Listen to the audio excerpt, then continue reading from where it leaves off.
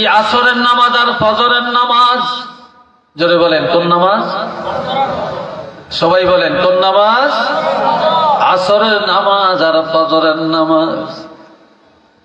এই দুই নামাজের মধ্যে যারা অবহেলা করবে না, আসর আর ফজর তাদের ঠিক, বাকি জোহর মাগরিব এশা সহজ। যার আসরের নামাজ আদায় করা কঠিন, ফজরের নামাজ আদায় করা কঠিন, বাকি 3 ওয়াক্ত তার জন্য কঠিন। কিন্তু ফজর আর আসর যার কাছে সহজ, তার কাছে বাকি 3 ওয়াক্ত আরো পানির মতো। এই জন্য বলছে এই 2 ওয়াক্ত নামাজ ঠিক করো, তাহলেই তোমরা নামাজি হয়ে যাবে, তোমরা খাঁটি মুত্তাকিন হয়ে যাবে। আর এক হাদিসে আমার রাসূল বলেছেন, সূর্য ডুবার আগের নামাজ অর্থাৎ আসরের নামাজ যদি তোমরা কায়েম করো, আর সূর্য উদয়ের আগের নামাজ অর্থাৎ ফজরের নামাজ যদি তোমরা আদায় করো, আমি রাসূল ঘোষণা দিলাম তোমাদের এই দেহটা জাহান্নামের আগুনে জ্বলবে না, জ্বলবে না। একটু চিল্লিয়ে বলেন না আলহামদুলিল্লাহ।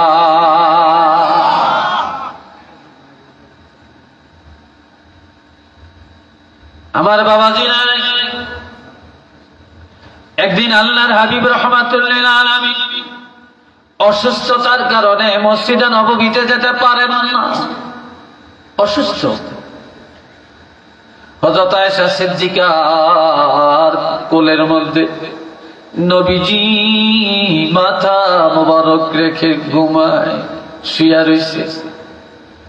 মসজিদে নববীতে জমা শুরু হয়ে গেছে গো। হযরত আবু বকর সিদ্দিক রাদিয়াল্লাহু আনহু নামাজের ইমামতি করছিলেন। হুজরা থেকে নজর করলে দেখা যায় নবী বললেন, আয়েশা তুমি একটু আমাকে ধরে বসাও। হযরত আয়েশা সিদ্দিকা নবীকে ধরে বসালেন। নবীজি মসজিদের দিকে তাকাইলেন, সুন্দরভাবে জামাত চলছে, নামাজ চলছে। নবী এটা দেখিয়া চক্ষু মোবারক থেকে পানি ছেড়ে দিয়ে কাঁদতে শুরু করে দেন। কাঁদতে কাঁদতে বলেন, আয়েশা আমাকে আবার শোয়াইয়া দাও, আবার আমাকে শোয়াইয়া দাও। যখন শোয়াইয়া দিল, হযরত আয়েশা বলে, ইয়া রাসূলুল্লাহ আপনি কান্নাকাটি কেন করেন? নবী বলে, আয়েশা আমি কাঁদি যেই নামাজের জন্য জীবন ভর এত কষ্ট করলাম, ওই নামাজে আজকে আমি যেতে পারলাম না। তবে আমার কান্নার কারণ হলো যে আমি রাসূল ভাবলাম যখন আমি থাকবো না, তারপর আজকে যেই সুন্দরভাবে নামাজ কায়েম হইছে, সাহাবীরা যেভাবে জমাতে নামাজ আদায় করছে, কাজে আমার মনের ভিতরে একটা প্রবোধ চলে আসছে।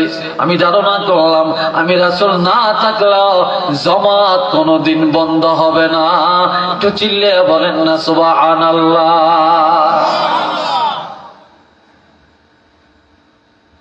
এটা মুমিনের 1 নম্বরের কোয়ালিটি।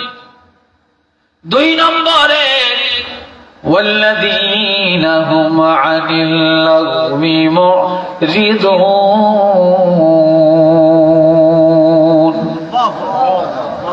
ওইসান হেবিসা হা, এটাকে বলে পরশ্রীকাতরতা। বাবাজিরা রে, আমার আল্লাহ বলেন ইমানদাররা 2 নম্বরের গুণ হলো ইমানদারেরা বেহুদা কথা জবান দিয়া বলবে না, ইমানদারেরা বেসরা কথা বলে না, ফাহিশা কথা বলে না, গীবত করে না, শিকায়েত করে না, গালমন্দ করে না।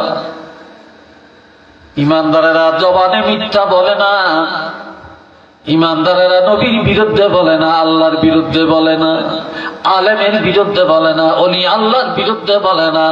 ইমানদারেরা তাদের জবানটাকে সব সময় হেফাজত করে রাখে। আর জবান হেফাজত এটা হলো সবচেয়ে বড় তাকওয়া, এটা সবচেয়ে বড় তাকওয়া। যারা জাহান্নামে যাবে জবানের কারণে যাবে, আর যারা জান্নাতে যাবে তারাও জবানের কারণে যাবে। বাবাজি জানে আমার 3 নম্বর, তিন ওয়াল্লাযীনা হুম লিয-যাকাতি ফাঈলুন।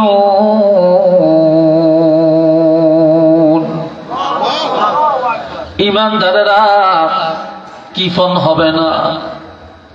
বর্তমানে গরিব কম, ধনী বেশি। আজ যারা গরিব ছিল তারা আজকে সবচেয়ে বড় ধনী। শহর বন্দর, গ্রামের গরিবেরা জায়গা কিনে বাড়ি করে অট্টালিকায় বাস করে। কেউ কোনোদিন ধারণা করতে পারে না তারা এত বড় লোক হবে। যারা যাকাত খাইতেন তারা আজকে যাকাত দেওয়ার উপযুক্ত, কিন্তু যাকাত দেয় না। যদিও দেয় হিসাব করে দেয় না। আর যাকাত দিলে অনেকে মনে করে সম্পদ কমে যাবে। যাকাত যারা ঈমানদার, যারা মুত্তাকিন, তারা কোনদিন কৃপণতা করে না। তারা 1 টাকা পর্যন্ত হিসাব করে বছরে একবার যাকাত আদায় করে। গরিবের কষ্ট দিয়ে আদায় করে না। গরিবের বাড়ি যায় যায় আদায় করে, বিধবার কাছে যে আদায় করে, এতিমখানায় যে আদায় করে, এতিমের বাড়িতে যে আদায় করে। এতিমের তার বাড়িতে আনে না, বিধবারে কষ্ট দিয়া তার বাড়িতে আনে না। কেননা যাকাত এটা গরিবের ফরজ না, এটা আমার আপনার ফরজ। আর এই ফরজ আদায় করার জন্য গরিবের বাড়িতে যাওয়া একান্ত জরুরি। গরিবের কাছে যে যাকাত দিবেন, গরিব আপনার বাড়িতে আসবে কেন?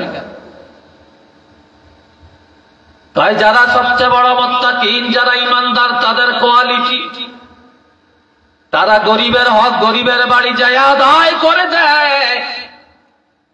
গরিবের কষ্ট দেয় না, গরিবের মনে প্রফুল্লতা যোগাইয়া দেয়।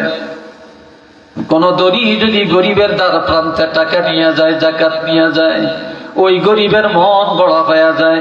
গরিব ধনীর জন্য দোয়া করে, ওই ধনী আমার আল্লাহর দরবারে ভালো হয়ে যায়। 4 নম্বরে والذين هم لفروجهم حافظون। সবাই একবার বলেন আল্লাহু আকবার। আর ঈমানদারের কোয়ালিটি, ঈমানদারেরা লজ্জাস্থানের হেফাজত করে। আজ ঘরে ঘরে জিনা, পাড়ায় পাড়ায় জিনা।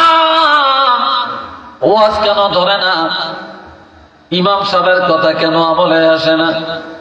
জুমার নামাজে খতিব সাহেব যা আলোচনা করেন, এই আলোচনা আমল করে। আর কোন বক্তার ওয়াজ শোনার প্রয়োজন হয় না, কিন্তু আমল নাই। এরপরে এত গজব কেন? এত অশান্তি কেন? এত মারামারি কেন? এত মামলা কেন? এত মামলা, এত সাইক্লোন, এত ঘূর্ণিঝড়, এত ভূমিকম্প একমাত্র মহিলাদের দায়ুসগিরির কারণে, নারী পুরুষ অবাধে চলার কারণে। আর জিনার সয়লাভ যখন জমিনে বেড়ে চলে, ঘরে ঘরে পাড়ায় পাড়ায় মহল্লায় মহল্লায় যখন জিনা বেড়ে যাবে, আমার ভাইরা, তখন এই জমিনে চাইলের মজা থাকবে না, ডাইলের স্বাদ থাকবে না, মাসকলির ডাইলের স্বাদ থাকবে না, মাছের স্বাদ থাকবে না, গোসের স্বাদ থাকবে না, দুধের স্বাদ থাকবে না, বরকত পাওয়া যাবে না।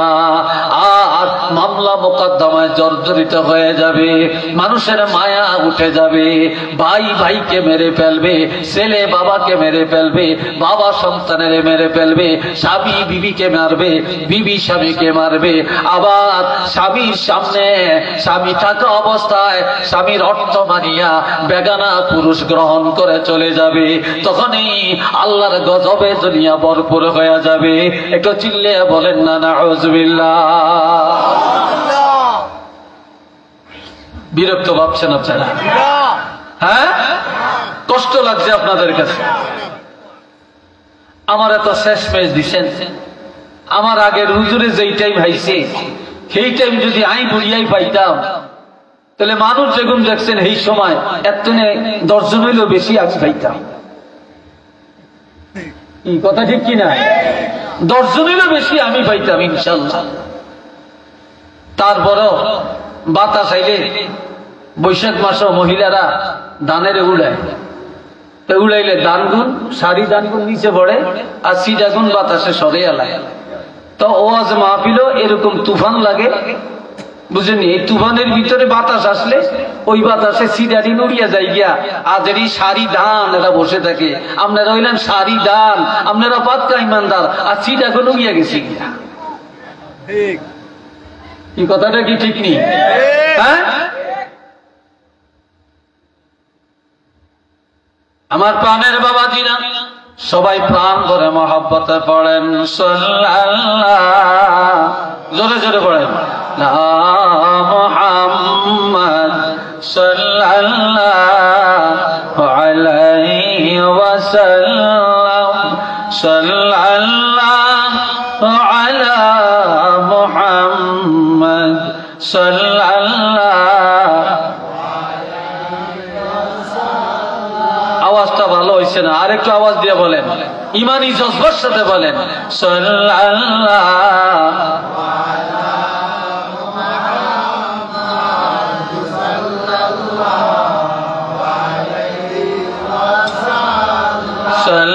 সাল্লাল্লাহু আলা মুহাম্মদ সাল্লাল্লাহু আলাইহি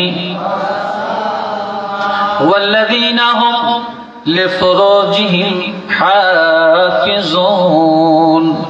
তবে ঈমানদারেরা তাদের লজ্জাস্থানে হেফাজত করে রাখে, লজ্জাস্থান হারাম কাজে ব্যবহার করে না, জিনার আড্ডায় তারা যায় না, ব্যভিচারিতে তারা যায় না, আল্লাহর ভয়ে তারা জিনা থেকে নিজকে বাঁচায় রাখে, লজ্জাস্থান হারাম কাজে ব্যবহার করে না।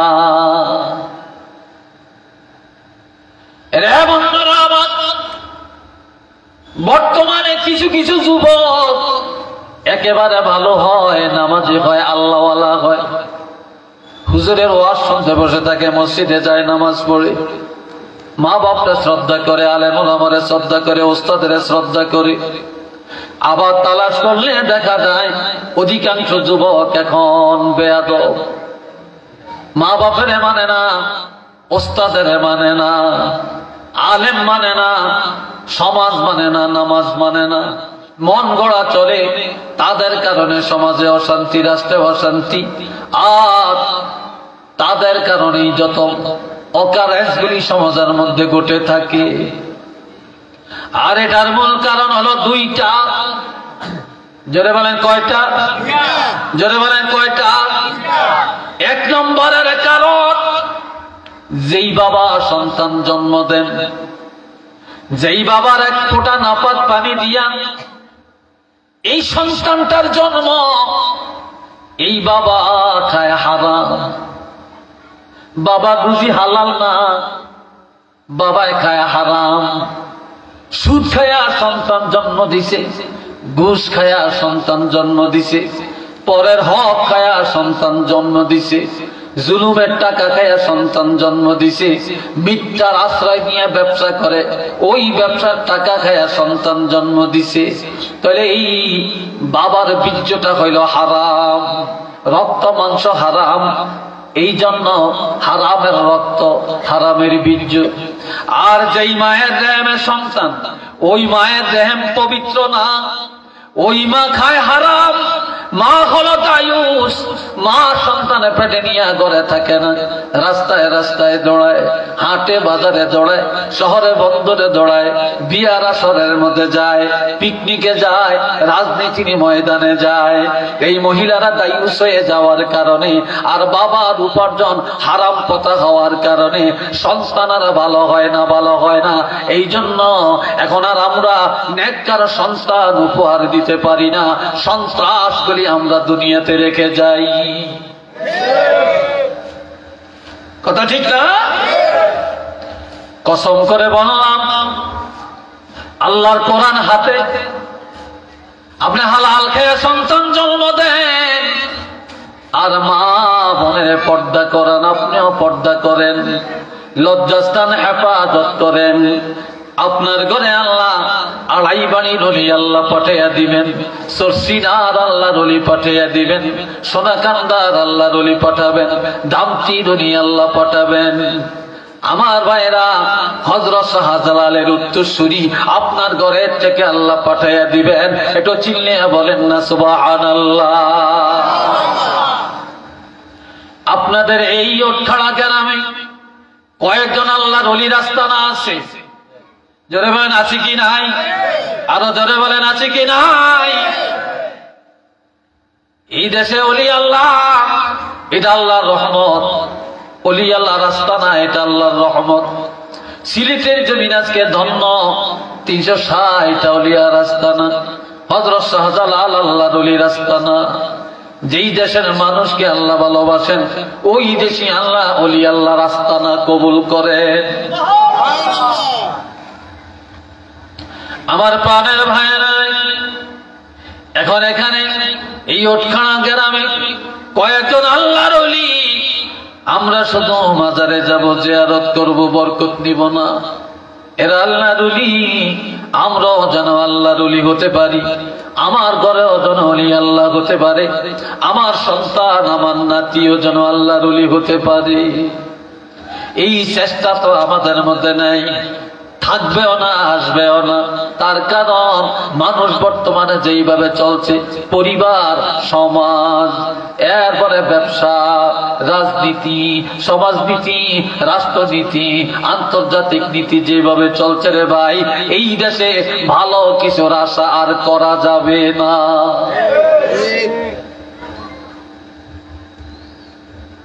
ভালো কিছুর আশা করা যাবে না। তারপরেও স্বামীর লজ্জাস্থান বিবির জন্য হালাল, বিবির লজ্জাস্থান স্বামীর জন্য হালাল। স্বামীর আপাদমস্তক বিবিয়ে দেখবেন, বিবির আপাদমস্তক স্বামীয়ে দেখবেন। তবে স্বামীর একান্ত লজ্জাস্থান যেটা বিবি তালাশ করলে এটা জায়েজ আছে, তবে তাকওয়ার খেলা। বিবির লজ্জাস্থান স্বামী দেখা যায়, তবে নজর করা, চোখ দিয়ে দেখা, এটা তাকওয়ার খেলা। ইমানদাররা তাকওয়ার খেলাফ কাজ কোনোদিন করতে পারে না।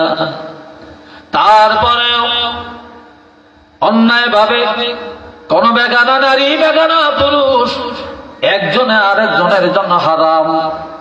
আজ মানুষের লজ্জা নাই, শরম নাই। এমনকি বিবাহিত মহিলা, বিবাহিত পুরুষ, পর পুরুষ, পর নারীর সাথে এই হারাম কাজে লিপ্ত হইয়া এই দুনিয়া গজবের কারখানা বানিয়ে দিছে রে। একটু চিল্লিয়া বলেন না নাউযুবিল্লাহ। আরেকটু জোরে সরে কন্যা নাউযুবিল্লাহ। আর একটা বড় গজব, ওইটা নিও ভাই, কষ্ট লাগে আপনাদের না? আর একটা বড় গজব হইল মোবাইল। এটার মতো বড় গজব আর একটা আছে কিনা জানি না। যুবকের লেখাপড়া শেষ, যুবতীর লেখাপড়া শেষ, বালা মানুষের চরিত্র ধ্বংস। রাত ঘুমায় না, সারা রাত মোবাইল চায়, ফেসবুক চায়, ইউটিউব চায়, তবে ভালোটা চায় না। খারাপ খারাপ ছবিগুলি, এত নোংরা ছবিগুলি, নোংরা পোস্টগুলি এই মোবাইলের মধ্যে দেখে আর পাওয়া যায় রে ভাই। ইমান রাখা বড় কঠিন হয়ে গেছে রে, যার জন্য নামাজ নাই, আল্লাহর ভয় নাই। এখন মোবাইলে ছোট ছোট বাচ্চারা যদি মোবাইল না দেয়, তারা ভাতও খায় না। কথা ঠিক না? তারা ভাতও খাইতে চায়। মা মোবাইলটা হাতে দিয়ে দেয়, খেলা দেখায়, আরেকদিকে মা মুখের মধ্যে খানা ঢুকায়। এই মোবাইলে নামাজ শেষ, আর এই মোবাইলে যত দুর্ঘটনা। মোবাইলে হয় চুরির কন্টাক্ট, মোবাইলে হয় ডাকাতির কন্টাক্ট, মোবাইলে পরে স্ত্রীর সাথে কন্টাক্ট করে তারা অন্যায় পথে চলে যায়। স্বামী তালাক প্রাপ্ত হয়, বিবি তালাক প্রাপ্ত হয়ে যায় এই মোবাইলের কারণে।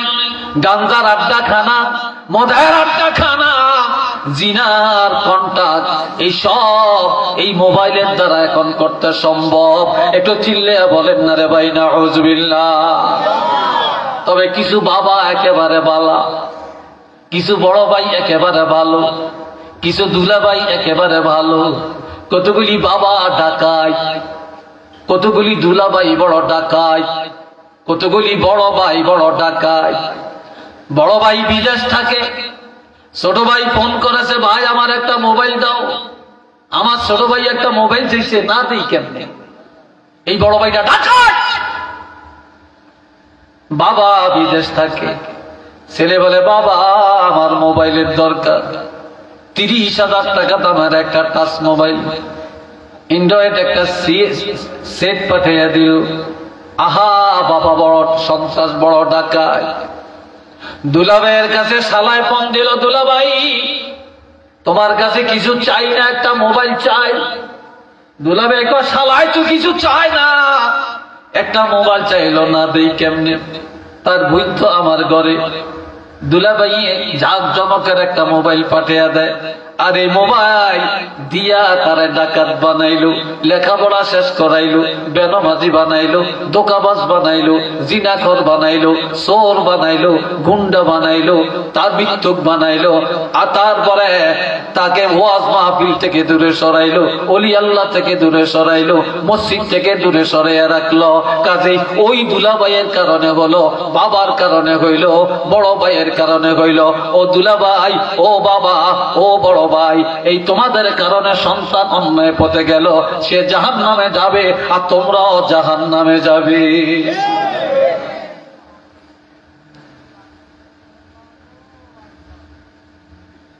বিরক্ত লাগছে, কথাটা রাগ করছেন মনে হয় না? কথাটা রাগ করছেন মনে হয়। এরপরে আমার বলেন 5 নম্বরে ইমানদারের কোয়ালিটি, ওয়াল্লাযীনা হুম লিআমানাতিহিম, আল্লাহু আকবার কন্যা। ইমানদারেরা আমানতদার হবে, আমানতের খেয়ানত করবে না, একজনের কথা আর একজনের কাছে বলবে না, অন্যের সম্পদ নিজের সম্পদ মনে করবে না। বর্তমানে যদি পারেন তাহলে মানুষের 10 টাকা দিয়ে সাহায্য করিয়েন, চাওয়ারও দরকার নেই, দিয়া লাইছেন। তবে হাওলত দিয়া বন্ধুত্ব নষ্ট করিয়েন না, আর হাওলত দিয়া মামলা বাড়াইয়েন না। হাওলত দিলে অনেক সওয়াব হয়, কিন্তু বর্তমানে টাকা হাওলত নিয়া একেবারে দুশ্মনী সাজিয়ে দেয়।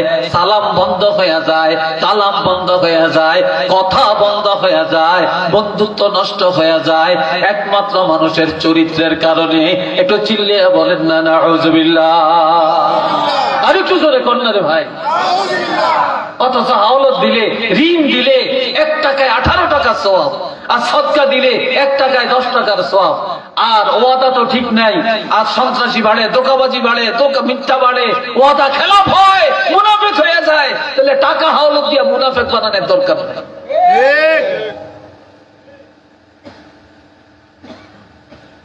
আল্লাহ আমার ভাইরা টাকা যখন নেয় তখন মাশাআল্লাহ জাকজমকে খায়, খুব বন্ধু, খুব ভালো।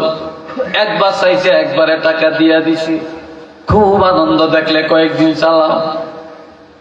এরপরে আস্তে আস্তে টাকা যখন নেয় তখন আনন্দ দেয়। টাকা যখন চাইতে যায় তখন ভিক্ষুকের মতো চাইতে হয়। কি ভাই কথা ঠিক কিনা? যখন চাইতে যায় ভিক্ষুকের মতো চাইতে হয়, তারপর অত পাওয়া যায় না। বেশি চাইলে কয় তোমার টাকা কি খাইছিনি, দিতাম না নি। যেখানে সেখানে খোঁজাখুঁজি কেন করো? আমাদের সব এক মেম্বার হিটার বাড়ির কাছে এক দরবেশ পাক্কা ইমানদার এসে কয়, মেম্বার সাহেব আমারে 10,000 টাকা দেন, মাইয়ার বিয়া ঠিক হয়েছে, একটু বাজার টাজার করতে হবে। কয় টাকা নাই, তোমার ছেলে না বিদেশ থাকে? কয় থাকে তো, ছেলে টাকা পাঠাইছে, টাকা আসতেছে, তো ইনশাল্লাহ আগামী রবিবারে আমি টাকা উঠাইয়া 11টার মধ্যে আপনার টাকাটা পুষিয়ে দিয়াম। তবে এখন তো আমার বাজারের টাকা নাই, আমরা 10,000 টাকা দেন। রবিবারে দিবা তো? কই ইনশাল্লাহ। কই এরকম বহুত মাসি দিছি, ওয়াদা ঠিক রাখে না। জীবনে অনেকেরই দিচ্ছেন, আমার একটু দিয়া ছাড় না। কি কথা ঠিক নেই? আর একটু দিয়া ছাড় না। মেম্বার সাহেব তো দিলেন, রবিবার গেছে টাকা দেয় না, আর এক রবিবার গেছে টাকা দেয় না, কয়েক রবিবার গেছে, এখন সেই লোকের পাওয়া যায় না। একদিন বাজারের মধ্যে মুখামুখি দেখা, খপ করিয়া কাপড়ের জামার মধ্যে ধরিয়া কয়, তুমি না বলছো রবিবারে টাকা দিবা, দিলা না। এরপরে কয়েকটা রবিবারে গেল, টাকা দাও না। তুমি না বলছো অনেকেরে দিছি, তোমারে দেই না। তোমারে দিলি বুঝলাম, আমি তো বুঝা গেছি তুমি যে সিটার। কি মেম্বার সাহেব, আমরা তো টাকা নিছি, আমি দিমো কইছি, বিপদে পড়িয়া গেছি, দিতে পারি না। এলি হাটে বাজারে আপনি আমার বুকে এইভাবে যাবার মতো মুট করিয়া ধরবেন, আর আমারে এত মানুষের সামনে সিটার কইবেন। নাকি আপনার টাকা দিতাম না? তার উল্টা ঝাড়ে। তখন মেম্বার সাহেব কয়, যা টাকা তোমারে দিলাম, ওয়াদা মতো দিলা না, আজকে চাইছি। তোমার নাকি অপমান হয়েছে, বেজ্জতি হইলা, তবে আমি আর কোনোদিন তোমার কাছে টাকা চাইতাম না। আমার 10 টাকা তুমি খাইতে পারবা না, একদিন হলো আমার টাকার হিসাব দেওয়া লাগবে। লোকটাই কয়, মেম্বার সাহেব কোন দিন হিসাব দিতাম? কয়, কিয়ামতের ময়দানে হইল আমার ইহা টাকার হিসাব দেওয়া লাগবে। এই কথাকে মেম্বার সাহেব যাইতে গেছে, দৌড় দিয়া হেই পাট পারিয়া হায়াত পাঞ্জা করিয়া মেম্বার সাহেবের ধরিয়া, মেম্বার সাহেব জীবনে বালা মানুষ দেখছি, তবে আমনাল্লাহ এরকম বালা মানুষ দেখি না। কয় কিরম? কয়, মানুষের টাকা দিছে 1 সপ্তাহ লাই, 2 সপ্তাহ লাই, আর আমনের টাকা দিচ্ছেন কিয়ামত পর্যন্ত, যদি তাহে আরো 10,000 টাকা দিয়েছে। আপনি এত লম্বা সময় দিচ্ছেন, কে কার এত বড় উপকার করে? সিটার কারে করে? আজ আমানতদারি নাই রে। কিয়ামতের ময়দানে প্রথম কাতারে যারা জান্নাতে যাবে একমাত্র আমানতের কারণে যাবে, আর যারা জাহান্নামে যাবে আমানত খেয়ানতের কারণে যাবে। এমনকি ভাই পর্যন্ত ভাইয়ের কথাটা হজম রাখতে পারে না, আর মহিলারা তো মোটেই পারে না। এক ঘরে কিনে আর এক ঘরে নিয়ে বিক্রি করে। কি ভাই, কথা ঠিক কিনা? আর এক ঘরে নিয়ে বিক্রি করে। হায় হায় হায়। এরপরে আল্লাহ বলেন, ইমানদারের 6 নম্বরের গুণ, ওয়াহদিহিম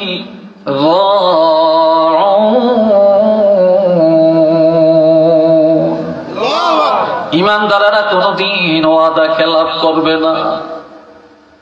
ইমানদারেরা ওয়াদা রক্ষা করে। সোনাকান্দার আল্লাহর ওলি আব্দুর রহমান হানাফি রহমাতুল্লাহ আলাইহি, তিনি ইন্তেকালের আগে বলছিলেন, বাবা আমি যেদিন ইন্তেকাল করব, আমার ইন্তেকালের পরে আমার জানাজা পড়ার আগে, আমার জানাজা পড়ার আগে আমার ডায়েরিটা খুলে দেখবা, আমি যেদিন মারা যাব সেদিন কত আমার দাওয়াত লেখা আছে কিনা, আমার কোথাও যাওয়ার ওয়াদা আছে কিনা। যদি সেই দিন কোথাও দাওয়াত লেখা থাকে, তাহলে তোমরা 4 জনে ধরিয়া আমার লাশটা কান্দে করিয়া, যেখানে আমার ওয়াদা সেখানে আমার লাশটা নিয়ে জানাজা পড়বা, তাহলে আমার ওয়াদাটা পূর্ণ হয়ে যাবে। তো জোরে কর না রে ভাই। মুনাফিকের আলামত হলো 3টা। জোরে বলেন, কয়টা? আয়াতুল মুনাফিক সালাসাতুন। জাদাল মুসলিম, ইমাম মুসলিম আর একটু বাড়াইলেন, ওয়াইন সামা ওয়াইন সাল্লা, যদিও রোজা রাখে, যদিও নামাজ পড়ে, তারপর 3টা আলামত পাওয়া গেলে সে মুনাফিক। নামাজ পড়লো মুনাফিক, রোজা রাখলো মুনাফিক। 1 নম্বরে ইজা হাদাসা কাযাবা, যখনই কোনো কথা বলে মিথ্যা কথা বলে, যখনই কোনো দাম চায় মিথ্যা দাম চায়, যখনই কোনো হিস্ট্রি বলে মিথ্যা বলে। মৃত্যুকে দুনিয়া না পাক। বাজার গেলে কাপড় কয়, এটা 10 টাকা দিয়ে কিনছি, আপনি 11 টাকা দেন লাগছেন কেজি গেছে। গরু কিনতে গেছেন, মিথ্যা কথা। জমিন কিনতে গেলেন, মিথ্যা কথা। রাজনীতির ময়দানে মিথ্যা কথা। একজনে গাড়ি পোড়া দেয়, আর একজনে গাড়ি পোড়ার আসামি হয়। আমার নিজের দলের হলে 7 খুন মাপ, আর বিরোধী দলের হলে অন্যায় না থাকলেও অন্যায়কারী বানাইয়া জেল খাদায়। কথা ঠিক কিনা? বলে এই দেশে শান্তির আশা করা যায় না, যায় না, যায় না। আর ওয়াদা নাই নাই। 1 নম্বরে মুনাফিকের আলামত, যখন এই কথা বলে মিথ্যা বলে। দুই নম্বরে ওয়াইদা তুমিনা খা ওয়াইজা ইজা ওয়াদা আখলাফা, যখনই কোনো ওয়াদা করে খেলাফ করে। তিন নম্বরে ওয়াইদা তুমিনা খানা, যখনই আমানত রাখা হয় আমানত খেয়ানত করে ফেলে। এই লোকটা তিনটা আলামত থাকলে নামাজ পড়লো সে মুনাফিক, রোজা রাখলো সে মুনাফিক। একটু চিল্লে বলেন না নাউযুবিল্লাহ। আরেকটু জোরে কোন। কষ্ট হয় আপনাদের? কি ভাই কষ্ট হয়? এরপরে আমার আল্লাহ বলেন 7 নম্বর, এই শেষ কথা, মজার কথাটা সামনে, মজার কথা সামনে। ওয়াল্লাযীনা হুম আলা সালাওয়াতিহিম ইউহাফিজুন।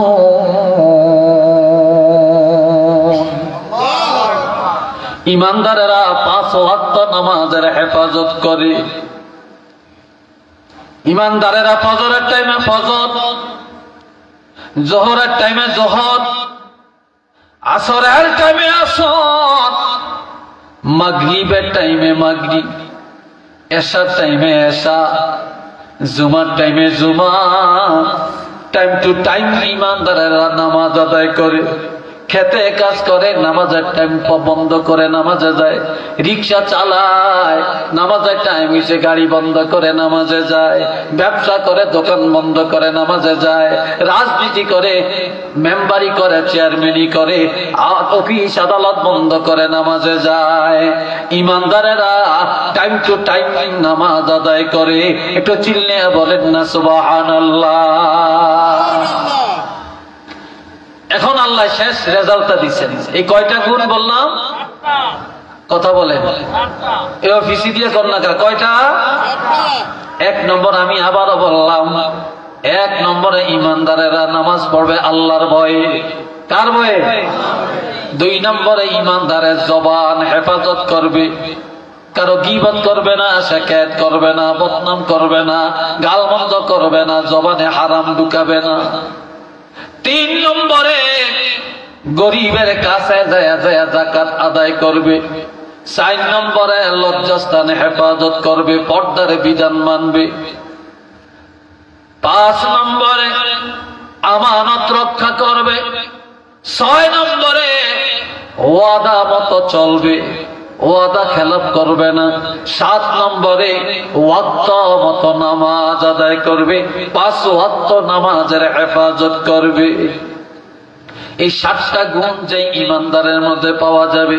এখন আল্লাহ ফলাফল ঘোষণা দিলেন, উলাইকা হুমুল ওয়ারিসুন,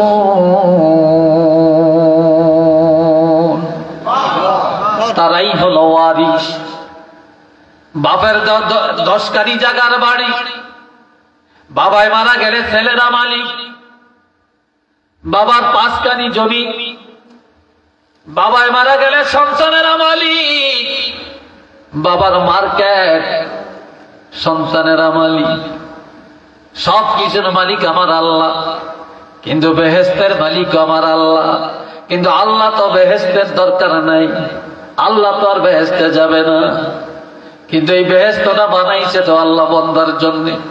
এখন আবার আল্লাহ বলেন, যারা ঈমানদার, যারা ওলি আল্লাহ, নবীর গুণ এই 7টা, নবীদের গুণাবলী 7টা, সাহাবীদের গুণাবলী 7টা, শুহাদায়ে কেরামের গুণাবলী 7টা, আইমে মুস্তাহিদিনের গুণাবলী 7টা, আবার গাজীদের গুণাবলী 7টা, ওলি আল্লাহদের গুণাবলী 7টা, হক্কানি পীরের গুণাবলী হলো 7টা, হক্কানি বক্তার গুণ হলো 7টা। এই 7টা গুণ যার মধ্যে আছে, সেই হক দরবারের পীর হইতে পারবে, হক দরবারের ওলি হতে পারবে, হক দরবারের আলেম হতে পারবে, হক দরবারের মুরিদ হতে পারবে। একটু চিল্লে বলেন না মারহাবা। এখন আল্লাহ পাক বলেন, উলাইকা হুমুল ওয়ারিসুন। আমি আল্লাহ জান্নাত বানাইলাম। এখন এটার মধ্যে কে থাকবে? যাদের মধ্যে এই 7টা গুণ আছে, তারাই ওয়ারিস, তারাই মালিক। কিসের মালিক? الذين يرثون الفردوس মারহাবা আওয়াজ দিয়ে বলেন আমার আল্লাহ বলেন তারা জান্নাতুল ফেরদাউসের ওয়ারিস আমরা জান্নাত চাই কথা ঠিক কি না আপনারা চাননি জান্নাত কারা কারা জান্নাত চান একটু হাতটা তুলে দেখান তাকবীর আল্লাহু আকবার আরে তাকবীর আল্লাহু আকবার দিন ইসলাম জিন্দাবাদ জিন্দাবাদ আল কোরআনের আলো ঘরে ঘরে আলো আল হাদিসের আলো ঘরে ঘরে আলো আরে তাকবীর মাশাআল্লাহ আলহামদুলিল্লাহ এখন আমার আল্লাহ বলেন আল্লাযীনা ইয়ারিসুনাল ফিরদাউস তারা ছোটখাটো কোন জান্নাত না রে সবচেয়ে দামি সবচেয়ে বড় জান্নাত হলো জান্নাতুল ফিরদাউস এই জান্নাতুল ফিরদাউসের মধ্যে এই গুণাবলীর ঈমানদারেরা যাবে একটু চিল্লিয়ে বলেন না সুবহানাল্লাহ আমার বাবাজি যারে এই জন্য হাতে ধরে পায়ে ধরে বলে যাই ইমানের জীবন যাপন করেন দুনিয়ার ধোঁকাবাজি গুলো ছাড়েন সবাই কবরে যাব কবর বেশি দূরে না নবীজি বলছেন সময় থাকতে আমল করো জওয়ানকালে ইবাদত করো বুড়া হইলে পারবা না সময় থাকতে ইবাদত করো সময় বা হায়াত চিরদিন থাকবে না টাকা থাকতে গরিবের পাশে দাঁড়াও অর্থ থাকতে দান করো তোমার অর্থ চিরদিন তোমার কাছে থাকবে না এখনো সময় আছে আখের গুছানোর চেষ্টা করি আর আমরা ভাই আখেরাতের জন্য তৈয়ার হয়ে যাই আল্লাহ যেন কবুল করেন সবাই কোনা আমি আরেকবার ধরে কোনা আমি কিয়ামতের ময়দানে মুসিবতের দিনে আমার আল্লাহ পাক বলেন যারা জান্নাতে যাবে নিজের কারণে যাবে যারা জাহান্নামে যাবে নিজের কারণে যাবে সুবহানাল্লাহ কোন না কার কারণে যাবে নিজের কারণে যাবে الوزن يومئذ الحق فمن ثقلت موازينه فأولئك هم المفلحون ومن خفت موازينه فأولئك الذين خسروا أنفسهم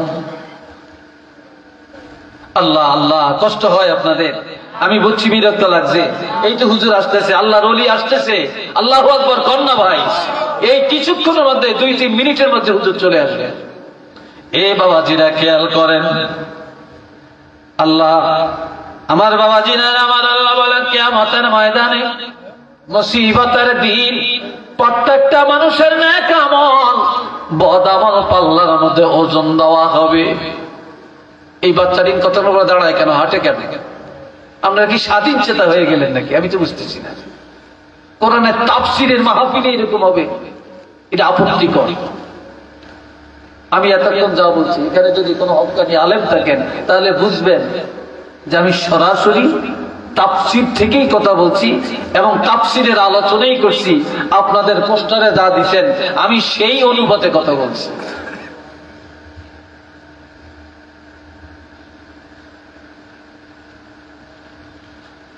বাবাজিরা আমার প্রত্যেকটা মানুষের নেক আমল বদ আমল পাল্লায় ওজন দেওয়া হবে তবে সেদিন কারো আমল গণনা করা হবে না আমল পাল্লায় ওজন করা হবে সেদিন যাদের নেক আমলের পাল্লা ভারী হবে তারাই জান্নাতে যাবে সফল কাম হবে আর যাদের নেক আমলের পাল্লাটা হালকা হয়ে যাবে তারা সেদিন জাহান্নামে বা বিপদে পড়ে যাবে فمن ثقلت موازينه فأولئك هم المفلحون তারাই মহা বিজয় ছেলে বিদেশ গেলে সফলতা আসে না কোটিপতি হলে সফল হওয়া যায় না মেম্বার চেয়ারম্যান হলে সফল হওয়া যায় না তারপর একবার ক্ষমতায় আসলে সফল হওয়া যায় না। আমার আল্লাহ বলেন কিয়ামতের ময়দানে যাদের নেক আমল বেশি হবে, নেকের পাল্লা যাদের ভারী হবে, তারাই সেদিনে সফল কাম হয়ে যাবে। আর সেদিন যাদের ওমান খাফফাত মাওয়াজিনুহু ফাউলাইকা খাসিরু আনফুসাহুম, সেদিন যাদের নেক আমল কম হবে, পাল্লাটা হালকা হয়ে যাবে।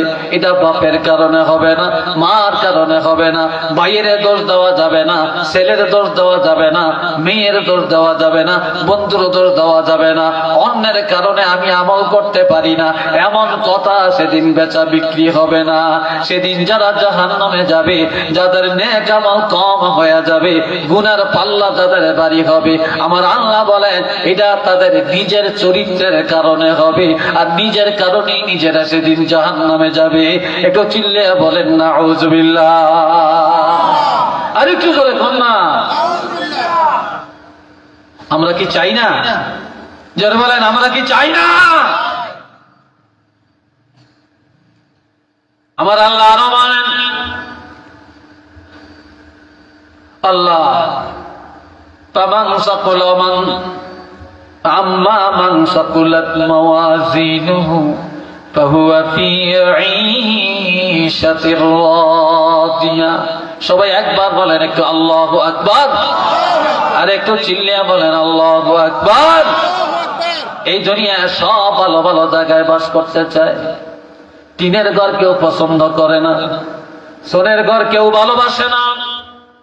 এক সময় সোনের ঘরে মানুষ বাস করত, মাটির ঘরে মানুষ বাস করত, টিনের ঘরে মানুষ বাস করত। এখন টিনের ঘর বিদায় নিছে, সোনের ঘর বিদায় হয়ে গেছে, মাটির ঘর বিদায় হয়ে গেছে, বিল্ডিং আর বিল্ডিং।